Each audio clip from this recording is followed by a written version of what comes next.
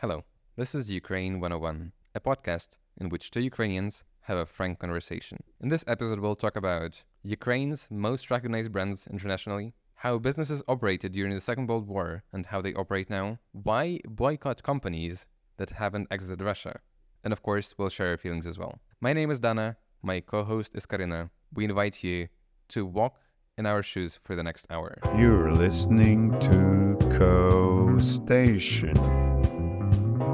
What kind of global brands can you find in the center of Ukraine's capital, Dana? I actually recently came across a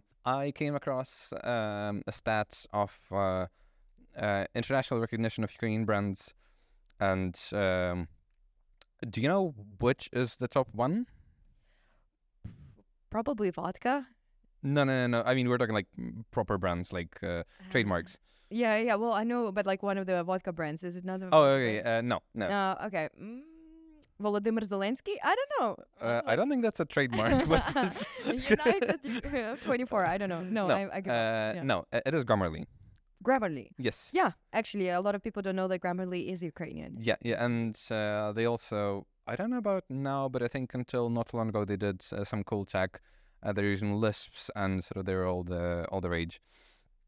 But yes, that is the most recognized brand internationally from Ukraine. I think the stats are not too high, at least according to that sort of poll. You know what the second one was? Macball? No. No? What was it? Sleeper. Is Sleeper Ukrainian? Sleeper. What is Sleeper? I don't know. Well, Sleeper is this brand of like nightgowns and stuff. So we actually manufacture it? Or is it Of course we do. Or is it like made Yeah, in yeah. China? I mean, like they're like the textile, industry. I don't know how it's doing like now, but it was very hot. Like we had a lot of textile industry plants and whatever. Like I come from Luhansk, right? I think my mom was working at I don't remember which one exactly, but I remember the stories that she told me that Adidas came to Ukraine in like the 90s, right? And they were then sewing Adidas. and yeah. Yeah, we're gonna talk about that in a second. Yeah. Um, Sewing horror. I know. yeah. Wait, that was I know, we're 50 reaping years horror. prior. Sorry about that. No, but they're manufacturing the tracksuits and whatever else. I think there's even one like sitting in my parents' place. Yeah. It's been a while, hasn't it? That's like 30 years old by now. Yeah. Let's put a little asterisk for the folks that haven't seen previous episodes. Yeah, maybe don't reach out to me to buy it. I don't think it's in mint condition anymore. Yeah. Well, but it's also like if it's in Luhansk, you haven't seen it. No, it's not Luhansk because my Oh. parents took it with them when they moved to Kyiv, right? So Oh, okay. my recollection is that it sits in one of the drawers, and my dad was wearing it. So at To some be point at least. determined. Yeah. Cool. Yes, yeah, and then the rest. I think at some point there were indeed some vodka brands. I don't remember which one exactly. Maybe Nimirov, maybe someone else. Yeah, so there is a famous Ukrainian vodka called Helibny Dar. Yeah. And then they rebranded it for the Western market, and they called it something like Harvest Day. I had no idea. I mean, but that sounds ominous as shit. Yeah, I know. Harvest Day. What day is it today? Vodka Day. Harvest Day. I mean, yeah. There's also. I was just thinking about the Reaper, right? That it comes for you and it has a heart. I mean, it just sounds. I think you've been maybe reading a few like too many horror books or something. I don't Okay, know. could be. I don't know. Yeah, cool. So there are Ukrainian brands. Macpaw is actually the reason why it came to my mind is because it's one of the IT Yes. brands. So it's software that you, I believe, would want to install if you own Mac, which is not the case for me, Or a paw. or paw, if you need a paw for your Mac, a little crutch to support it in its whatever Macs are doing. I would know. I don't own one, and yeah, so I've heard that one was also kind of like so a lot of people who come up with these really great ideas of like creating products in Ukraine, they are often just like like our age or younger. So that's why I was reading about, all these startups, and that's why I kind of like got to know about a few of these Oh, brands. you have an existential crisis, like, oh no, all these people. No, they are younger than me. They were 24 when they came up with this great idea. Yeah, but it's true. There are a few Ukrainian brands. I think there are also a lot of brands that would have their a part of their, like, a significant part of their workforce in Ukraine, specifically folks doing R&D product, especially in the world of software development. So that's why you also see it very often that 2.5 years later, there are a lot of companies and brands out there, even here in the Netherlands, where we are based. They still have like a Ukrainian flag somewhere in their logo.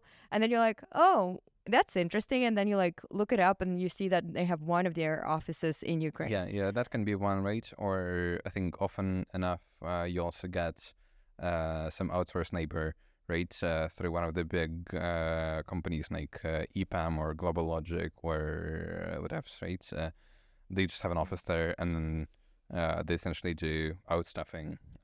For Nearshoring, as I've heard the term. What's that? So like there's offshoring and there's Uh-huh. nearshoring. So Ukraine is Okay. the nearshore for Europe, right? So Okay, that's. this is I I don't don't know think how I've to heard feel that about before. it, but I didn't just make it up. I swear. But Even if you did, won't tell anyone. No, That's nobody's okay. gonna hear this. no, nobody, everyone will just be like, oh, I've just learned something new. Wow, that's such a Amazing. cool word. Nearshoring, yeah, but that's what do you think that says about Ukraine in terms of being connected? Do you mean the term nearshoring or? No, I'm just in general, that there is a lot of outstaffing or nearshoring, whichever way you want to call it. I don't know if my answer stems from sort of the things we're discussing, or it's just like my feeling, right, that I'm projecting now onto. It's a safe space, so you can say anything. Only millions will ever watch it, and you can never unsay it. Just, but I was thinking that Ukraine has quite a bit of like good engineering force, but historically we struggled with developing exactly brands, right?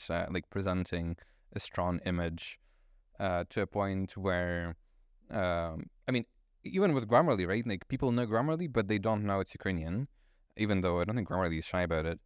I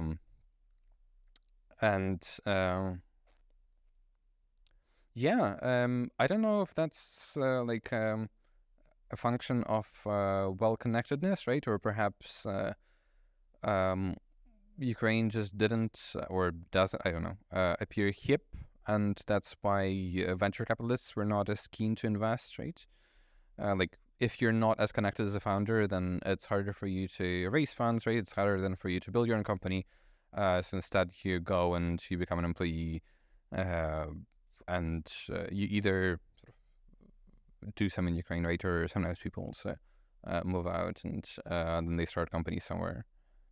Firefly, just sort of thinking about Firefly was also one of the, I think technically based in the US, but it was owned by a Ukrainian dude. They were doing sort of space stuff, and there's an ugly story about it with I think FBI. I don't probably not FBI. Probably I'm just throwing like a 3-letter org here. But one of the U.S. officials forced the dude to sell the company because, according to them, it was a security risk, even though the only risk was that the dude was Ukrainian, and that was kind of it, right? And I think the rationale was that, hey, this person is Ukrainian. Ukraine is close to Russia. We can't let Russia go to space. Therefore, this person has to sell the company. It was Thought it bizarre. hurts on a lot of different levels. Yeah, that's true. But they backtracked. I mean, as far as you can backtrack. Yeah, they said, "Oh, oopsie daisies, that was bogus." But there's no like walking back on the deal, right? So the company is sold now. I don't remember. I think also the founder was talking about it. Hopefully not to a Russian. Let's No, hope. no, because sort of that's the whole shtick, right? That they were trying to keep it in the US. Anyway, let's circle back to topic. to the big invasion, right? And I mean, it's not necessarily in the big invasion, but I think you and I and a lot of other people, right? They became conscious of, or more conscious of what we consume, and which brands were actively supportive of Russia, or they didn't leave the market, or they're like, oh, you know what, we're cool. And there are surprisingly sort of a lot. And I don't know, what was your sort of emotional response? I would say I'm going like full on OCD about this one because I Sorry. really Did you have like a list of brands tattooed on you? That you just no, I have elephant memory. I told you. I remember when the the vaccine was put on my hands. No, luckily I remember the majority of the brands because thanks to all the capitalism, merger and acquisition kind of thing going on. There's just like Mondelez. Nestle. By the way, I don't know how to pronounce that Fuck them. piece of Anyway. crap name. Yeah. Mondelez. Mondelez. Mondelez. But that one, Nestle, Unilever, whatever it is. So Mars, importantly, right? So just like these few, they're like the biggest, right? Like you go that into the rules out half supermarket the and like if supermarket. you're looking at your eye level, like everything is just like these brands. But then if you're smart and like you can like, just look a little bit like lower than your eye level, you're actually going to It's just like your eye level. yeah, like so eye level is probably off limits. Uh-huh. My eye level and also any Dutch person's eye level, by the Right. way, it's not that much higher. There's like a meter difference. Yeah, like easily. I'm 165 in centimeters, by the way, so I'm not that tiny, but I am tiny for this country. So, and then I know that those 5 or so Short queen. brands, yeah, I compensate in contents. So these 5 or so brands are like off limits, and then for the rest of them, like I sometimes have to check, but like I remember most of these things. And I am like, yeah, I'm very strict about this one. I'm like, you guys are not getting any of my money. Because if you are not willing to give up a market of like whatever 140 million people, admittedly a very lucrative market, but still, and like if you're gonna continue paying money to the Russian state from the taxes from the operations in that country, that I'm not going. Oh yeah, PepsiCo is a big one. So that's why I'm drinking Coca-Cola, and we'll get back to that in a second, won't we? So I just decided for myself, like, I'm just not gonna buy this, which was actually, it felt very conflicting in Ukraine because I arrived there and I was like, I really want to eat some Artek waffles.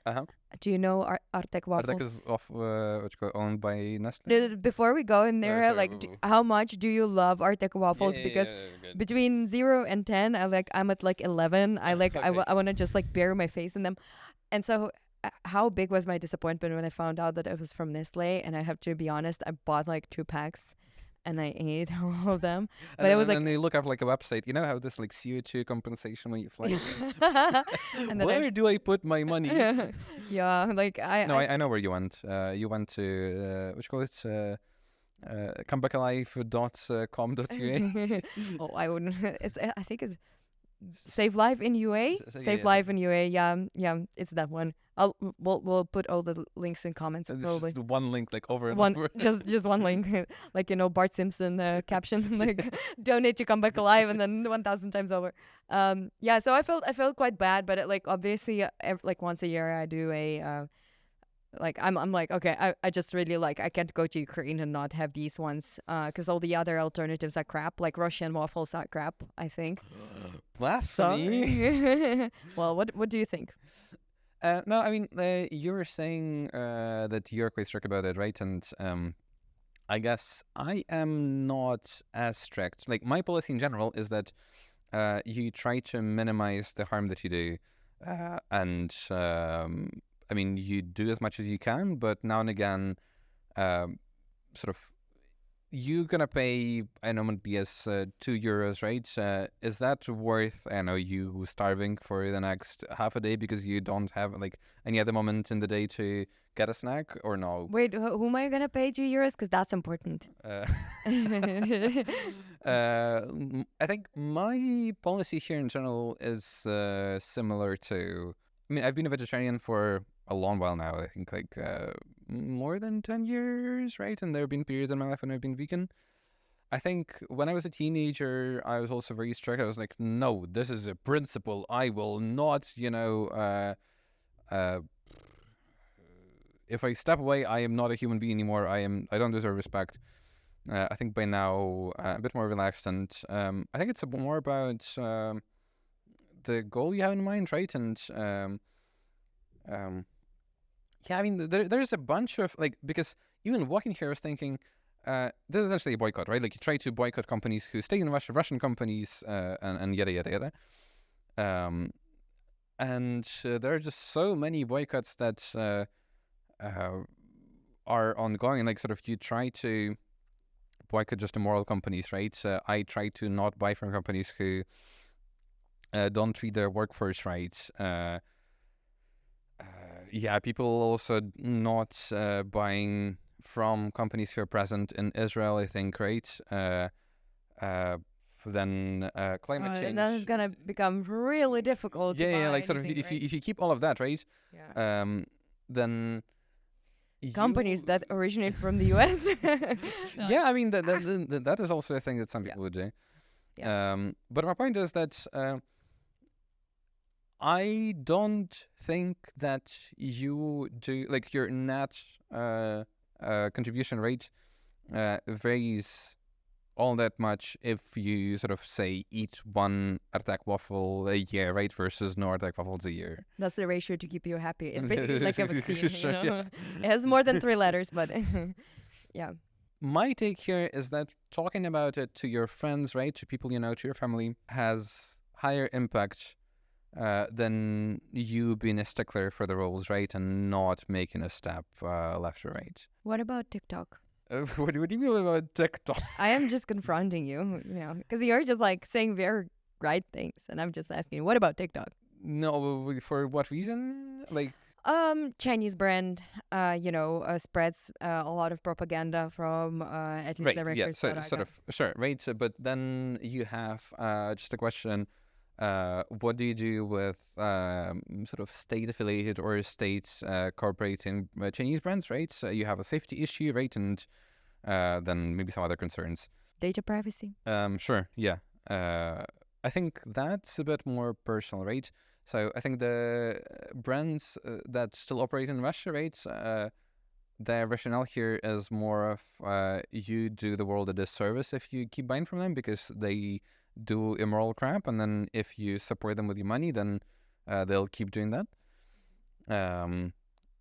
And when it comes to privacy rates, I do believe that's more of, okay, like, am I willing to sacrifice this for a funny cat video? And the answer is hell yeah. Do you have TikTok on your phone? Not at the moment, no, but I... No cat videos for you then? No. Yeah, okay. But I did have it at some point. Well, the only reason why I asked this, sorry, it was like being a bit of a, kind of pulling your leg a little bit because I used to get the most annoying amount of TikTok videos from my dad. Oh, He would say from me. send me no, you're not my dad. just specifying. He would send me those day and night, sometimes like 20 per time, and through Instagram. So it was like a link to TikTok through Instagram because he knew I didn't. Such a like boomer. Yeah, it's a boomer thing. He's a boomer. And I was like, damn, I just really hated that. Like, I generally like I'm not keen on reels and TikToks. And when it's 20 a day, I'm just really like, you're wasting your own time. So please don't waste mine. Wow, you're a meanie. I am a meanie. But it's also there are a few layers to that, but I will not go that deep. But then I just wrote to him, Dad, TikTok is Chinese. Mm-hmm. They're spying on you. There's a lot of Russian propaganda in there. And he deleted it immediately. And Right, now, yeah, you know what yeah. he's doing now? He's sending me Instagram reels through Instagram. Well, I mean, at least you've got the boomer part of the... Yeah, but I think you're right about the change of behavior, right? And I am hesitant about that because I don't want to be that person on the high horse saying, oh, I buy all my, laundry softener from a no-name brand from Albert Heijn, which, by the way, saves me a ton of money. And Albert Heijn is a local supermarket here in the Netherlands, which is, I love Albert Heijn. And I mean, if you're declaring love for brands, then I love Gewoon. no, in Albert Heijn, I think No, it's Basic. I think it's called Basic. It's for they're basic. from Albert Heijn, but they're presented in other stores. Oh yeah, I know which one you mean. Yeah, G W apostrophe WOON. Yes. Yeah. Yeah, I know that one. Can you pronounce it for our foreign audience? Gewoon? Is that right? Yeah. I don't know. I'm not a native I mean, speaker. I have no right to comment on that, but I just think it's so. Yeah. It's fantastic. Anyway, it's fantastic. Actually, these type of no-name brands like supermarket brands are quite good in the Netherlands, I have to say. And I think they're just generally pretty okay. we have different standards of good Okay, and sure, excellent. Yeah. But I think it's also like this just kind of even broadens your horizon, right? So we at some point as consumers, we decided to like be very, like to a degree, more conscious about what we are consuming and how and where and what are the circumstances of things we are consuming in terms of like, what you mentioned, manufacturing and that kind of makes you think about other things down the line, right? Like you start thinking, okay, like if I'm not buying from a company that is still present in Russia, and by the way, the logical, because a lot of people are asking, what's wrong with like, Unilever? They're not manufacturing, I don't know, missiles. Hopefully they're not, who knows? But then you know that it's a huge fast-moving consumer goods manufacturer. Fast-moving consumer goods market in Russia is gigantic because it's a lot of people, and with also other companies leaving the market, that automatically creates this huge advantage for these companies, which basically in itself functions as an incentive to stay. And so the company decides to stay in there, and then they're making even more money. And what happens is they pay taxes to the government. And paying taxes to the government in a country that is in the state of putting its economy into the military mode, it's fully militarized by now, right? There's a lot of money being pumped into it.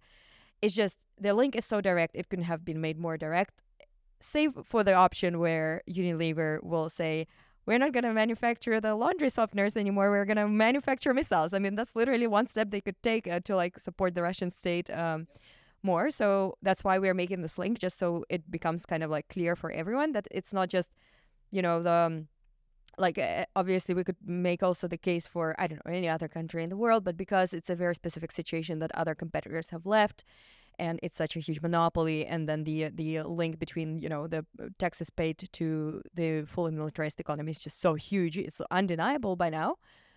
We are pretty much pissed.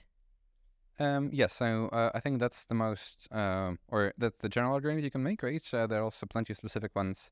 Yeah, like what's this French canned food brand? Bonduelle. Yeah. At some point, I think there was a story of them supplying, what is it, like a Christmas package to Russian army? Yeah, it was the day of the Russian army army package, right? So that's like, it's twice as bad in fact. Yeah. And I think that was roughly when I was like, oh no, you know what? Fuck you, Bonduelle. I can do without your canned corn, or whatever it was. Can you? You Sure? sure? Yeah. Okay, I was just checking in. If I can make you happy with any canned corn, let me know. Oh, thank you. You're most welcome. I'll buy it at the Albert Heijn. It will save me a lot of money too. Yeah. It is messed up though, because even if you're buying Coca-Cola, which has left the Russian market, there's a little caveat. Well, yeah, it has and it hasn't, right? So last time I checked, the brand was gone, right? But Coca-Cola did roughly the same thing they did with the Nazi Germany in, I guess that was 1937, 8, where cola stayed in Russia, but they were using a different brand name. I think it was Good Cola or something, which is using the same plant, sort of same manufacturing process. The question is, does the money still flow back to the Coca-Cola Point company? is that it does support. So My understanding was that the deal is exactly the same as with Nazi Germany, right? That they operate independently until the end of the war, right? And then the companies merge back and they get to reap the profits. But it still supports the economy. It provides workplaces, right? The flow of goods, the flow of money in general. They're still paying taxes. Wow, I had no idea about that one. I really thought that leaving is leaving, because also a fun fact, No. you know what happened to Heineken? No? So, correct me if I'm wrong, anyone concerned, but from what I believe is Heineken hesitated for the longest time about how to exit Russia, and they were just like, oh, well, we're waiting for our so again, it's just like, there's, you can decisively just say on day one, like, okay, this invasion, the invasion is unacceptable, and we're just done, and we're just gonna, kind of like Pack up and go. back up and go, and scale down all the operations in as little time as possible and just be gone. And that usually takes a few months, right? But there are also companies that are just like in between, and I'll also let you know where to and how to check this. If you're ever going grocery shopping after this episode, you will know how to do it more cleverly. But then there is also this option where they say, we really want to leave, but then someone needs to buy all of our assets, and you're just like, well, who's gonna buy all of your assets, because all your competition is gone. The only purchaser in there is the Russian government. And then at some point, the Russian government just started doing the racketeering, which it's very good at. And they were just like, well, you can be gone for free, or you could be gone and we will give you a nominal €1 for your plant or something like that. And I think that's what happened to Heineken, that they were just kicked out, and it was a very humiliating story. I think it just got pretty much almost no media attention. But if you dig into all these different stories of brands exiting Russia these days, I mean, obviously it's going to be a losing situation. You're never going to gain, because you shouldn't have been present in that country in the first place, because they invaded Ukraine already 10 years ago, and not just 2.5 years ago, as a lot of folks watching are probably thinking. So for us, it was already cringe that global brands were in there, and just kind of turning the blind eye for as long as that benefited their business. Which you brought up Coca-Cola. It's very similar to that story, right? In a way. Yes. Or not? Well, so is that a facepalm? You're like, oh no, my gosh, no. I think I've just been reading a bunch of articles, read a bunch of papers, and it's usually come from scientists, and there's a shit ton of nuance that they try to pour on you, and you're like, no. No, I want simple answers to complex questions. Thank you. And I guess while you were saying that, I was thinking that, yes, indeed, a lot of companies stayed in Russia, or they went to Russia for profit, right? It also reminded me of the story of IKEA, which I'm not sure you know or not. No? Oh, that's a beautiful one. It's name and shame type of podcast. Yeah. The story is that IKEA wasn't present in Ukraine for a really long time. I think they entered the market in 2019 or so, right? And then 2020 came, it was all crap. And I think they were also sort of they started big, right? But they scaled down, and I think by now they're almost gone, or don't quote me on that. But point is that the reason they were citing was that, oh no, there's too much corruption in Ukraine, we cannot do this, it's so bad, boo-hoo. And then they were operating for, I think exactly those 20 years or so in Russia, or since 1990. Right. Yeah. And then I remember hearing this story when, I think it was 2014, maybe a bit later, that they fired their Russian CEO because, surprise, surprise, it turned out that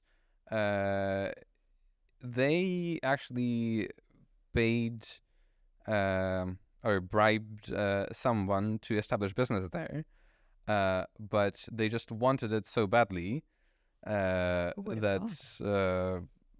they were willing to not mind that for a long while, right? And then when the time came, they were like, "Oh, actually, fuck you, you're out."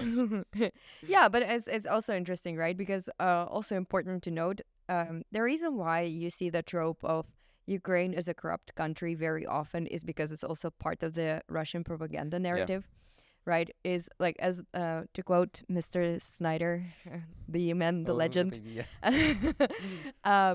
He often like comments on that one, like, does Ukraine have a problem with corruption? Probably it does, to a similar extent as Romania has a problem with corruption. Bulgaria has a problem with corruption. Germany has a problem with corruption. I mean, America has a problem with corruption. Like, there are a lot of countries defined to a certain degree by their problem with corruption. The same way as America might be facing problems with racism, right? Or France facing problems in its society connected to post-colonial world order. But does that make America a racist country and France a an Yeah, or sort of, empire? does that then become the lens that you Is it? view It does it define? the Like, country is through, yeah. Ukraine the most corrupted country in the world? or No, it's the not. corrupt country? Right, and then the reason why we see this so often, us as Ukrainians, we also often internalize this propaganda without really dwelling on it for too long, is because it's Russian propaganda, and the reason why it works is because, well, it's Russian, and they've gotten really good at this one thing, which is just basically spreading narratives that you will think you have come up with on your own through your own critical thinking, but very often it is something that has been planted quite artificially in you. So sorry for that side note. But it is very unfair. I think in the case of IKEA, I might be wrong also, but until recently, and I think this could be an IKEA glass I'm drinking from. No, this is the French. Oh, this is a French brand. Yeah, okay. We also, what's the word? it's called Duralex. Which, Duralex, do you know what this means? No. In Ukrainian, we say it's law is tough, like, Okay. zakon. Yeah. So it's I don't know, like, it's a weird name. It's a weirder name than IKEA. But in a lot of cases, if you have like the standard glass from IKEA, a lot of them still say made in Russia, right? Yep. So Russia also became this probably huge manufacturing ground, which is again like in the years post 2014, kind of like annexation of Crimea and in the initial invasion of Ukraine. Probably IKEA was like, oh, corruption is so bad, but whatever's happening in Russia is like, is it gone yet? Is it gone yet? Oh, whoa, they've just shut down a civil aircraft with 300 people on board. Well, that's so much better than corruption, though. Like, that's so much better. Makes us feel so secure about doing business with this country. And I think that's very unfair. Yeah. And so we didn't have our fair share of IKEA furniture in the B&Bs in Ukraine, which I don't know how we are doing that, but so far so good. We had Yusk. Oh, yes, we did. And how come Yusk is also a Scandinavian business, isn't it? Sure, yes, but I think Yusk is Danish. Oh, that makes the world of difference. Yeah, The Danes are like, Ukrainians, bros, we're going to give you our airplanes. Well, do you know this Danish brand called Echo? Echo, as in shoes. Yeah, the shoes. The shoes. Okay, tell me. Yeah, they haven't left Russia. Oh, they haven't left Russia. No, and Denmark was pissed off about it, that the royal family was like, actually, we'll stop buying shoes from you, which, royalty doing one thing right, I'm here for it. Love it. Yeah. So, yeah, heads up. Yeah. So it's Mars, Unilever, what else? Mondelez, Nestle, Echo. Oh my god, I feel like I'm doing the NATO alphabet thing, like Foxtrot and yeah, but it's Bravo. No, but it's true. So if you ever want to check if you decide to start carrying, right? So like it's very important for us that these brands actually like know they are lame. Please do go to these websites that are called Boycott Russia. So you just enter that in Google, and they will have a full-on status of brands classified, I think, by 3 different statuses, which can be like left Russia, is considering to leave, but as we just mentioned, scale down the operation. Scaling down the operations, or considering something shady in between kind of situation, or decided to stay. Didn't mind it at all, yeah. Yeah. So But like on deciding to stay, I really sorry, I'm so keen on that Coca-Cola example. I would really love to get back there. Like what Sure. have you? Yeah. I mean, like this whole story started right with the World War II, and Yeah. what kind of parallels can we draw? Yeah, Um, because does history repeat itself, Donna? uh, well, it sure seems like it does. We'll see how it pans out in the end, because I think so far U.S. hasn't entered the war on our behalf. You know. Oh damn! Yeah, that part. It's still to come. Yeah, my prediction is like maybe like late We're 2025. doing like over under. What's the timeline? You know, yeah, you know. Um, Start making your bets. Remember this podcast Yeah. in the future. Please do get back to this part where we say U.S. Entering the war. I think what is characteristic of sort of global brands and businesses is it's kind of hypocrisy that IKEA involved itself in, right? And other brands too that stayed in Russia, right, or decided to not mind the war. And that surely has been the case also in the past for the Second World War. Indeed, Coca-Cola is one of the big examples where I think I said this, but as far as I understand, they were operating in Nazi Germany as an independent business. Like it's not really a subsidiary, right? But then they merged afterwards. I think it's also common knowledge that Fanta was invented because they had problems shipping the components to Nazi Germany. So they're like, we'll make up our own drink and we'll keep doing that. Do you want to mention what Fanta was derived from, like the name? I don't know the name. Hit me. Yeah, it's derived from the German word fantasy, Okay. like so Fanta, Nazi fantasy. So it was actually invented in the kind of at the height of Nazi rule in Germany. I think like mid 1940s, and they were just like exhausting all the I guess a bit different. earlier than exactly mid 1940s. Sorry, I guess a bit earlier than exactly the mid 1940s. I think it was exactly then. I mean, Really? like sort of 1940s would be 1945 now. Well, 19 like Yeah. oh sorry. Yeah, right. So between 1940 and 1945. I didn't capture Yeah, the so entire My timeline. guess would be that it's sort of about 1942, right? Because that's when it became tough. Post Pearl Harbor. Yeah. just giving some context. Yeah, how does it make you feel, the whole like the existence of this parallel with the Second World War? I think it falls exactly in line with other parallels with the Second World War, right? With Anschluss and the crap that Nazi Germany was pulling off before it invaded Poland, right? And even after it invaded Poland, the world was like, oh, boo-hoo, too bad. Can we trade? Oh, please. Why was Germany such an attractive market for the outside world? Just 70 million people, right? Strong economy, yada, yada. You can't... And an the- aggressive the- war of the- contest that basically kept adding more land to the No, nobody wanted to miss out on that market. nah. And- Funny, right? Because that's capitalism almost a century ago, and it already was like Yeah. very sharp on this. They're like 70 million Germans. How can we miss out on that?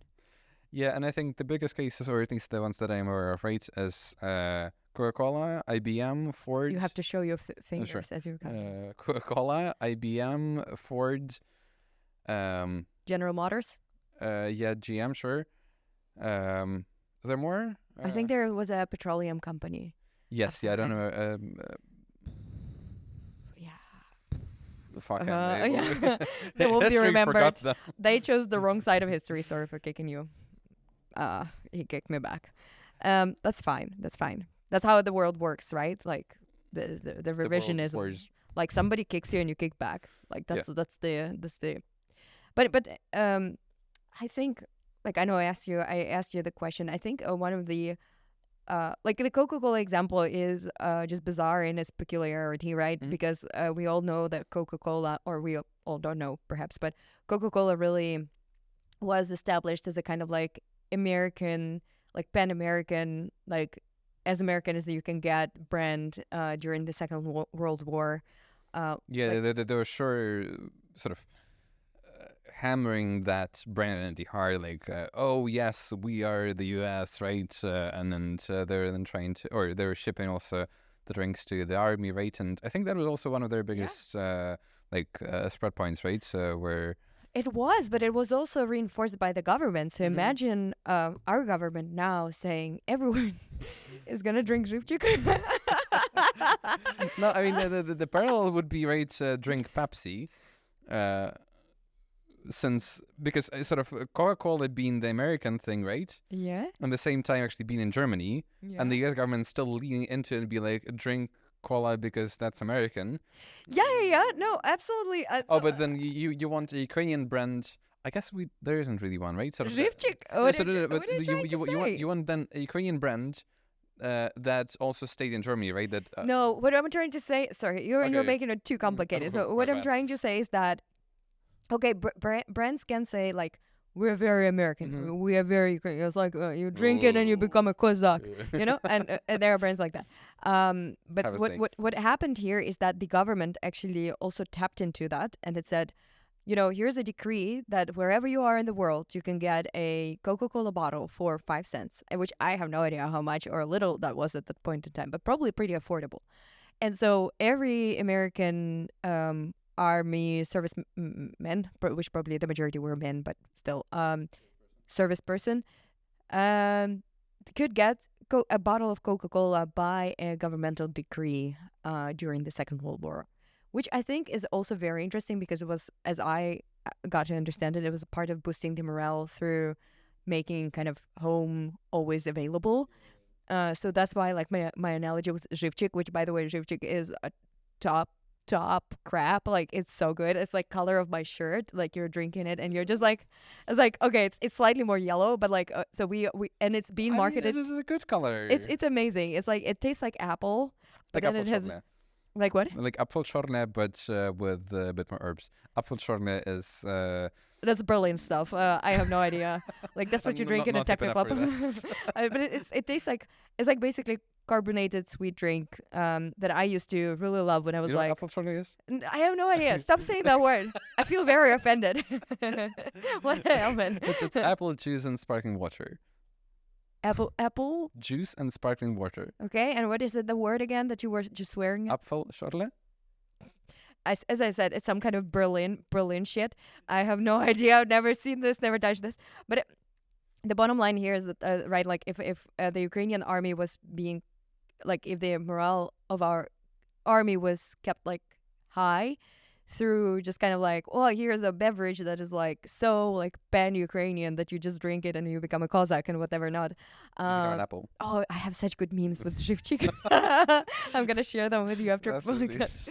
But yeah, but like so that part is bizarre, right? Because there was also a shortage of sugar. Sugar was not easily available. Like Coca-Cola is just basically sugar. I don't know what else is in there. I mean, The Coke? Coke, obviously, especially back in the 40s. Right. And yeah, Amphetamines. sorry, amphetamines. No, I think it's the German version. Yeah, oh, maybe. sorry. Who knows? It's some kind of Berlin techno club, right? But Yeah, I mean, my favorite drink is like apple juice, sparkling water, and then throw in some meth, and I'm down.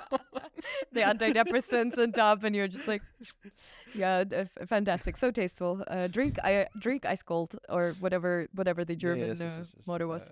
But with all this bizarreness of like the American government supporting Coca-Cola and it kind of becoming the second, like you think American democracy, bold eagle, Coca-Cola, and like in any order you Guns. like, you know, at the same time, the brand established itself in 1929 in Germany, which at that point, if I'm not mistaken, was still a Weimar Germany, which was basically a republic. It was a functioning democracy to an extent, but already then, like the Americans figured that the German society is going to industrialize very fast, and they can just kind of sell into this working class and sell into folks that drive cars, which was not a very common thing yet, driving automobiles, because there were these highways that were built by the Nazis throughout the 1930s in order to like strengthen the economy and militarize it again. Like it's an interesting parallel.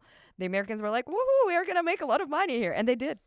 And do you wanna like mention what's the most bizarre thing about this whole thing and like what Coca-Cola became in Nazi Germany, like the things that it I ended up think you have standing something in for? mind. You should just go. I'm trying to Yeah, I know have you're trying to lead me a to where I good say, but a good ratio of like that I don't talk no, no, no, 99% go ahead. of the time.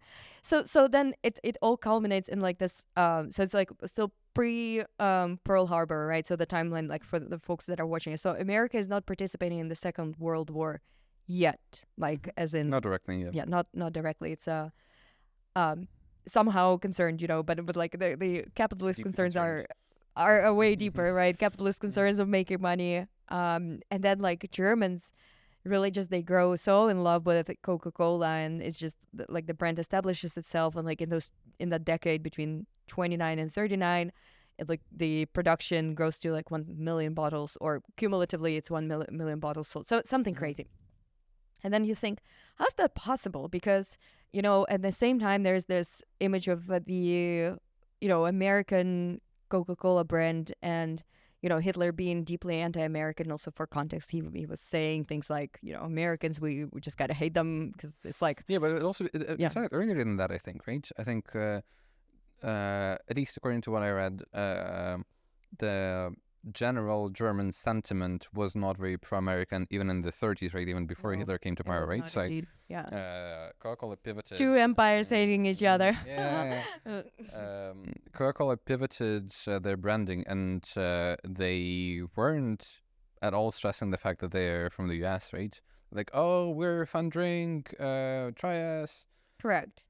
Yeah, no, but I think the only reason why that was possible and why it wouldn't be possible now is because um, the internet didn't exist, right? Like, so people couldn't go on social media and snap a picture of like a Coca-Cola logo next to a Nazi logo, like a swastika, right? Which was like it did exist back then. Like I was just dwelling on that article today, right? That the guy, like Max Kite, I believe was his name, the guy who was responsible for the GmbH entity of Coca-Cola in Germany, he just basically like made sure that Coke ads would appear on TV right after Nazi propaganda would be like done, being on air, or like if an issue of a magazine would feature Adolf Hitler, Coca-Cola would be sure as hell on the last page of that magazine, right? So it's like really wild things like that, like, and the two, it's almost like two brands coexisted in two completely different worlds, where also like one of the probably one of the saddest days for like the international community and like international law in general is the annexation of Czechoslovakia by Nazi Germany. And I think in the articles we were studying for this podcast today, there was also a mention of like a Coca-Cola ad appearing the day after saying like, woohoo, like Coca-Cola is a beverage that is drunk all around the world, and it's just like showing the like this area of Czechoslovakia that has been annexed, something like that. So like really wild things. And if you think about this, you're like, no, there is really nothing I can buy at the bloody supermarket. I don't know. I'll have to drink water and Which is I don't not a know. bad thing. No, you can be a lot healthier, I guess, by not ingesting that either sugar, aspartame, whatever. Pick your Love me poison. aspartame. Yeah, Mhm. I will not go into that one. But I think it's these things are wild to think of, Mhm. and one of the things that I really like loved about the article I was reading was that, oh, but Coca-Cola is a mere beverage, so you cannot use it to Yeah. manufacture warplanes, and you're just like, yeah, but that's not how markets Yep. function. Yeah. Right? At the same time, there was a report that I think the US published in 1998 or so that was saying that if it wasn't for neutral companies, right? Neutral countries and companies that stayed in Germany, right? Then Nazi Germany would have collapsed months, if not years, earlier. The entire rounding up of Jews in Europe actually wouldn't have been possible if Germany the Nazi Germany hadn't been able to keep its accounting Thanks, very dude. pedantically organized. Yeah, and it makes me really angry. Really, you might be saying, "Oh, it's just a piece of technology." No, Like no, no, no. all these companies in Amsterdam that are basically profiting off, staying in Russia. And when you confront them, they're just like, "But we're just, it's just software, dude. It's just like a database." And you're like, "Yeah, but your database is like kept, like the records of like stolen Ukrainian children are kept in there, which is, by the way, is why Putin is wanted in The Hague for. Like it's an Yep. recognized war crime. So it's very sad. At the same time, like I would personally say it gives me a little bit of hope that it's not as bad as it used to be, because it's happened once before. And Nazi Germany did end up collapsing. Or, well, it did not collapse on its own. It was defeated. That's why we need more Yeah. weapons in Ukraine. Yeah. Sorry, every podcast is going to end like this. So, just warning you. But I guess it doesn't give me as much hope as it does you, perhaps. Sorry. can you read it so easily from my face? This is my hopeful face. Yeah. No, because if we try to draw a line here, right, then what you're saying is that despite all the companies that stayed in Germany, right, they still were defeated, and the good is gonna prevail, and we're gonna defeat Russia as Nazi Germany was defeated once. Hell yeah. Yeah, I mean, Just wanted to confirm that. Yeah. At the same time, if you think about the report, right, of neutral countries and companies, right, and all that, Germany wouldn't have collapsed immediately if they left, right? Like, sure, it would have taken less time to collapse or to be defeated, right, to become weak enough for the Allies to strike back. But I think it would have been instantaneous. And yeah, I mean, sort of, I guess bottom line is we are still looking at the world as it is now. And the only thing that can help us is just more military support, more pressure on the international organizations, right, to sanction Russia, right, or on businesses to leave Russia, and hopefully we're going to speed up the process. Well, I think one of the things that are giving me hope, and I recognize where you stand with this, one of the things that do give me hope, but more than just that, right, that it's happened before, it was terrible, but we are going to overcome this, is that as consumers in 2024, we are actually able to buzz those brands that are putting a swastika next to their logo. Can we though? Well, Bon Deal is a good example, right? We busted them.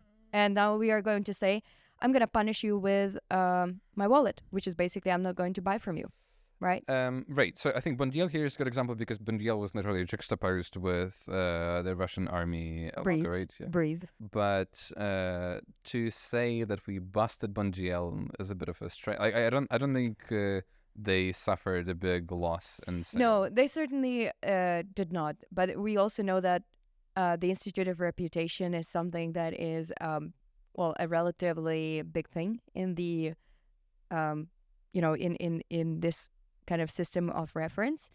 I do know that by talking about these things, right, we will, if one person after watching this podcast, if you skip Bon Deal next time you look at the shelf, I'll be happy. Like personally, shoot me a message. I'll send you all the stickers with cats I have. Oh, cute. But no, in all seriousness, I think like if more people knew about this, it would really help because we have the power of just tagging the hell out of these companies, which apparently on LinkedIn is also counterproductive because when you tag them, they don't engage with your post. That kills the post. But still, just reminding the society, and especially in the Netherlands, there are the headquarters or co-headquarters of like Unilever, which by the way, the company is crap. It's not doing well anyway. Our little Ukrainian community here in Rotterdam once had also a demonstration in front of their offices. You really could tell that the employees were they were humiliated by us just standing in front of, and they can of course come up with all kinds of excuses as to why they have to stay in Russia. My favorite, Ritter Sport. Russian children also want to eat chocolate. Do you know what Ukrainian children want to do? Be alive. Not all of them get to do that. So thanks to you staying. Yeah, and it's just yeah, it's difficult, but I think now we also have a lot more or maybe it's a delusion. Yeah, maybe it's just me kind of like telling myself, oh, I can tag a company on social media and they will leave Russia. But I think it's a cumulative effect, which once also their factories in Russia are reduced to rubble by means of Ukrainian drones, they will be like, maybe I shouldn't have invested into this plant in the first place. So I think the outcome is always the same, right? You're gonna lose your business, you're gonna lose your face. You might recover, like Hugo Boss did, General Motors did, but the damage that you're bringing to your brand, knowing that your consumers are more savvy than ever, you never know. It might, sometimes I hear all the news about how bad Unilever is doing, and I'm like, yep, that's karma. Or maybe it's because we're not buying their laundry softeners. I don't know, but Staying hopeful in this case is a good thing, right? hope dies last. Because if your impact is dependent, on the most part, on you just spreading the word, right, and more people being aware and creating a negative association with the brand, then the longer you stay hopeful, the longer you talk about it, right, the better it is. And talking is one thing we're very good at. Because we were talking about Nazi Germany, right, and IBM and Cola and what else. And I am wondering now, is there any factory in Russia that pivoted towards military produce? Because the story with Ford, right, is that the Ford SAF Société and SARL, I don't know. No, usually it is. no, so I think in this case it's I am not going to attempt French, but it looked like Society Anonymous French. I know that's a different society. No, yeah. So my guess was it was kind of a stakeholder or company thing. Anyway, they were present in France, right? And they were present there in the 30s. And then when France was occupied, Ford was producing a lot of trucks, a lot of machinery for Nazi Germany, right? And before France came under occupation, Ford also produced military equipment for them, right? So then they were happy to pivot to... Wild to think about that, right? They were happy to pivot to Nazi Germany. But then the fun thing is that their CEO was put on trial and he was acquitted because his argument was, oh yes, we did produce stuff for Germany, but we did it worse than we could have. Which is an interesting defense strategy. They punctured every single tire. Well, they didn't. According to him, they were just making fewer trucks than they could have. Right. And, I mean, there are questions to be asked about this. I don't think there's anything... I don't think there is any risk for that particular person or for the moment. I mean, for Ford, the story is interesting in general, right? Because you also know the story of the Ford himself being an anti-Semite, right? And Adolf Hitler being... Oh, you didn't know? I didn't there know you that go. Ford was an anti-Semite.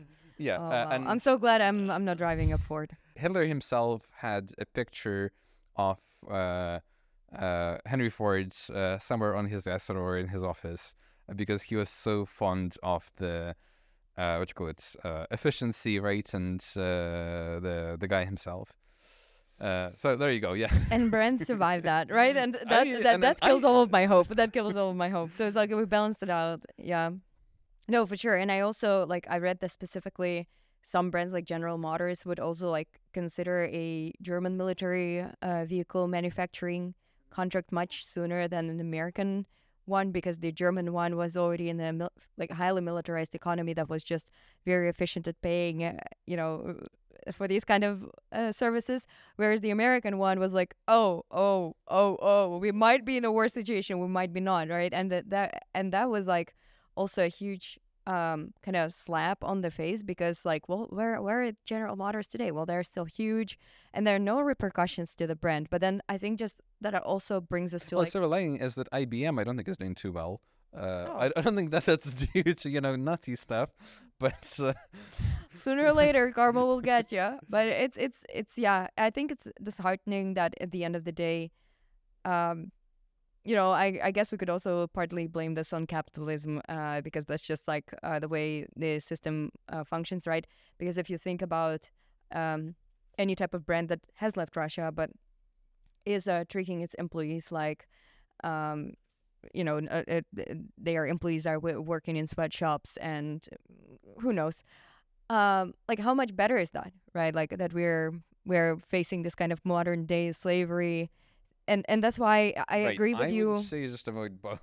Yeah, I just buy my clothing secondhand mostly, so that's why like it feels a little Oh, yeah, bit that's better. also a good thing, right? I Yeah. was thinking also in the beginning that with more brands being tainted, in my view, right, I pivoted more towards local brands, right? Pivoted more towards vintage clothing, right, or secondhand clothing. I'm still very conflicted about buying secondhand Zara, which, by the way, Zara has not I mean, left it's gonna Russia. fall apart on you within a season, but Who knows? Technical issues. We decided to kind of conclude this like whole. real quick. we're quitting, guys. We're quitting. We just cannot do this anymore. But I think what do you think? Brands are crap. Don't buy mass market clothing, because probably it has been made in sweatshops.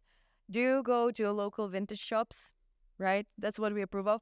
Or buy Ukrainian brands, which they're awesome. You just Google like Ukrainian brands online, and like Yeah, there are plenty of initiatives too online that like represent Ukrainian brands in here, right? They simplify shipping. I know at least 2 Instagram pages, right? at least do. Yeah, there's like Spend with Ukraine, and there's, I think, Buy in Ukraine or something. We're gonna leave links in bio or whatever that is. Yeah, somewhere. Yeah. But point is that there are initiatives out there for you to support Ukrainian businesses, to support Ukraine in this moment via your regular purchase, and you're gonna get fun stuff. Yeah, really beautiful things, very unique. I'm wearing a 100% linen skirt, which is coming in very handy. Do a spin. A spin. Okay, well, it's gonna be just my bum in the camera, but okay. So cool. So cool. And it has like this little. It has like this little. Thank you for dubbing it. It has an inscription on it that says "You cannot remain neutral," which I think is like referring to the colors, because they are like black, white, and red, which is like anything but neutral. So cool. 100% linen, $40 from the shop that is operating in East Ukraine, or despite being like under Russian attacks daily. So do you think about where you put your dollars, euros, whatever you're spending? Hopefully not rubles, because who wants that stuff anyway. But like think about where you're putting your hard earned money to.